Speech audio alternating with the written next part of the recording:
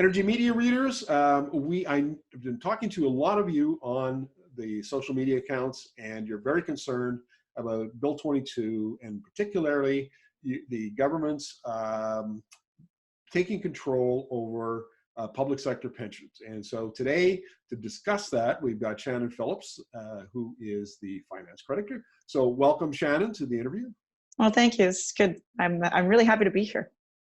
Well, we're happy to have you. Now, look, I want to frame this. This is the way I framed it when Gil McGowan of the Alberta Federation of Labor, your former boss, was on. And I see the government is moving to give itself the potential to take control of, or exert some influence and control over that pension dollars. At the same time, there is a crying need in the Alberta oil and gas industry by juniors and mid-caps who either can't get financed at all and are on the verge of disaster, or they're paying a lot more for the capital they can access because they're deemed to be much higher risk.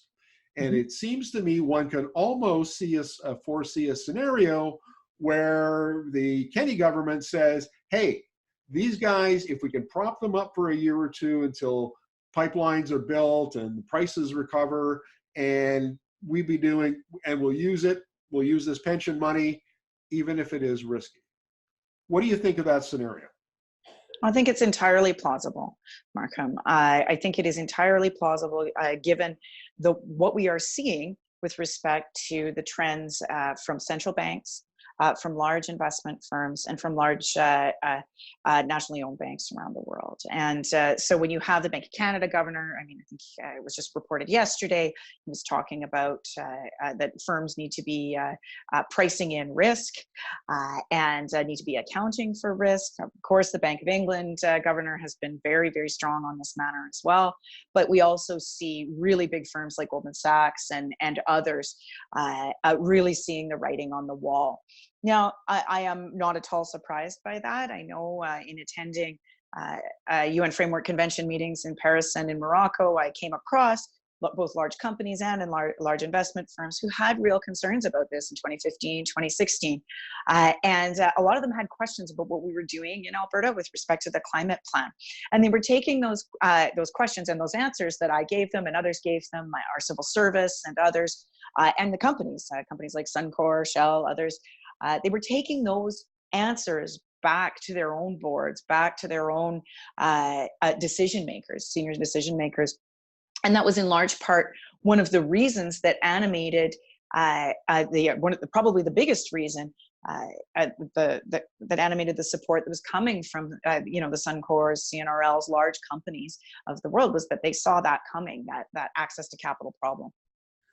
Now, I think we could say fairly that the big companies, the big five, the Suncor, Cenovus, CNRL, Imperial, and Husky, I can rhyme them off like nobody's business. And I think they have access to capital because they do explicitly acknowledge climate risk and other kinds of environmental risk and so on, and they deliberately manage that risk.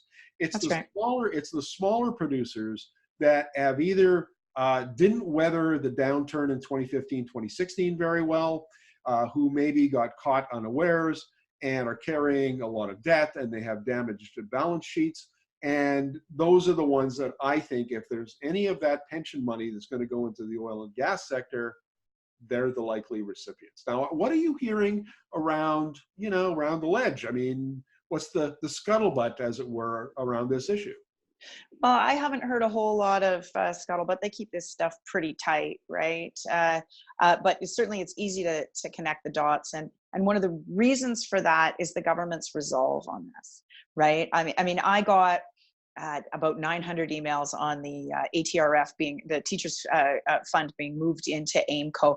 In my constituency office alone, we know teachers have sent about 29,000 emails to this effect. And I can tell you from firsthand experience, a lot of these folks who are ripping mad at this decision are former UCP voters. They feel like they were sold a bill of goods. They feel like they were lied to. Nobody ever campaigned on this. If you really want to turn the heat up around for working people, for firefighters, school custodians, people who work for cities and towns, people who work at universities or in maintenance at the college or what have you, their deductions for their pension off their monthly check is significant. They see it. For many years, they could go across the street into the private sector and make more money. They were staying for the defined benefit pension. And the last thing they want is a guy like Jason Kenney with his mitts on it. Well, here, I have called Jason Kenney a liar. And this is no small thing for a journalist, as you know. But in the age of Trump, I think we are now approaching, politicians who lie differently than we did in 2014, 2015, before the rise of Trump. And so if you say to me that you don't trust Mr. Kenney, Premier Kenney, and you think that he's misleading Albertans about this, well, I guess I'm fallow ground for that argument. So the question is, and Gil brought this up, do you trust Jason Kenney to not put a direct AIMCO to invest in risky companies in oil and gas? No, I mean, first of all, this is not someone who cares at all about people's defined benefit pension. That is to say, their deferred earnings at all. And in fact, his leadership race had a platform plank to it, which was that all public sector pensions should be converted to defined contribution plans. So that's the first thing. But the second thing is, this is a guy who will put forward policies that ignore the reality of climate change at all costs, that will absolve companies of having to account for that risk, having to take it seriously around their board tables, having to take it seriously in terms of their investments, their R&D, their forward planning in any way, shape, or form. It is a grossly state-sponsored time machine that he is building for them, and they think that it's a fad. Having to account for climate anyway. I remember I asked a couple of questions about this in the early days of being in opposition, and I believe that the response to various investment houses and others saying that we're going to be taking climate risk into consideration as we finance new things, he actually said this is the flavor of the month. So that's his attitude. Now, I know you've read my book, and in the book I argue that what we're currently going through is a structural change of global markets as we transition to a low carbon future. And the oil sands companies get it. The Knockley government got it. Kenney government does not get it. They believe, in my opinion, and as I wrote in the book, that it's still a cyclical economy, and they are simply being lousy policy, in their view, deprived Alberta of the boom that it was entitled to as the cycle came back up.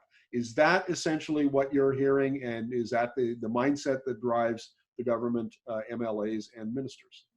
Oh, absolutely. They believe firmly that any kind of policy agenda that we enacted, whether it was on the corporate income tax rate, bringing it to a level that where we see other jurisdictions also enjoying economic growth, like British Columbia, they saw that as being damaging. They saw the minimum wage as being damaging.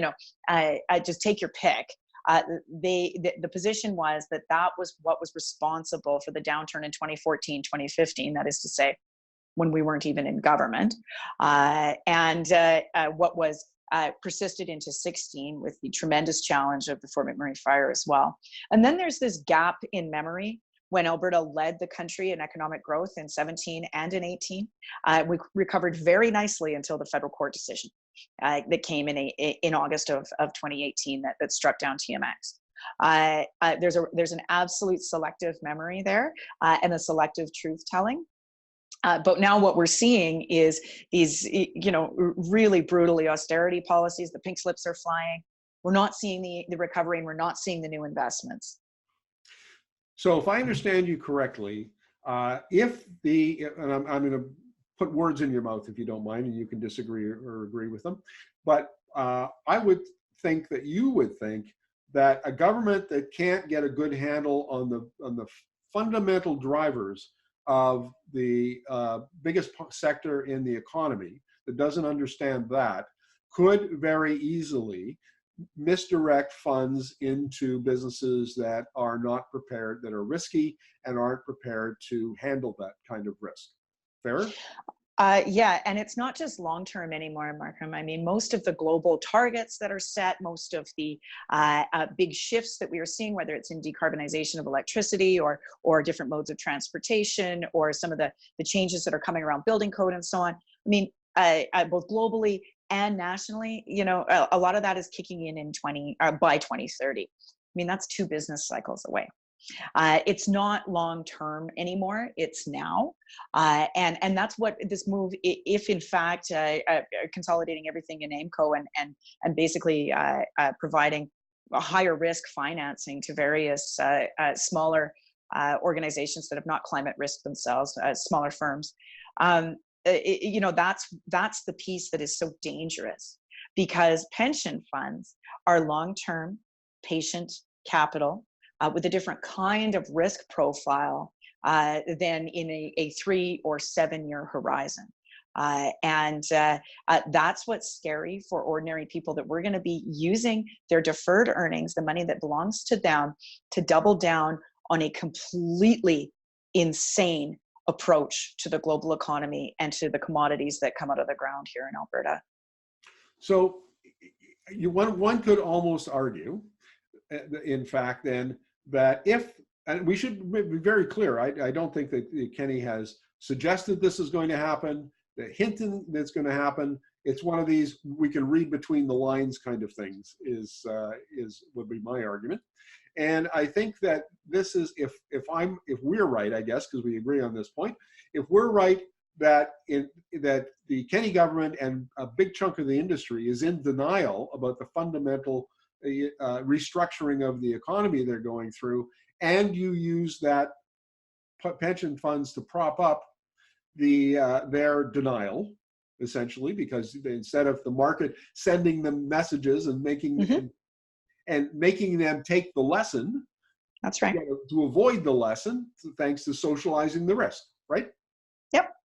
Yeah, and that's the thing, right? That is so very as sort of, I guess, ironic or dismaying about this, is that this is a group of people who thump their chests and puff themselves up about being, free market this and free market that. But this is a massive subsidization for failure to look to the future. And, if I was a clean tech company in oil and gas, or if I was a smaller producer who had actually taken some of the advantages to take advantage of the methane offset protocol, for example, or invested in that R&D and put people to work doing that during the downturn, I'd be some pissed off because the guy down the street is not having to do that, and he gets access to capital at the same level as I do, and I've risked my business model. This is taking away natural competition as markets change. And, it never ceases to boggle my mind that so-called capitalists want markets to remain static. The whole point of the system is that they're dynamic and they change over time in response to, basic supply, demand, and other conditions. Well, it's not every day I get an NDP politician pontificating about markets and about how capitalists should approach markets, but nevertheless valuable insight, because I happen to agree with you.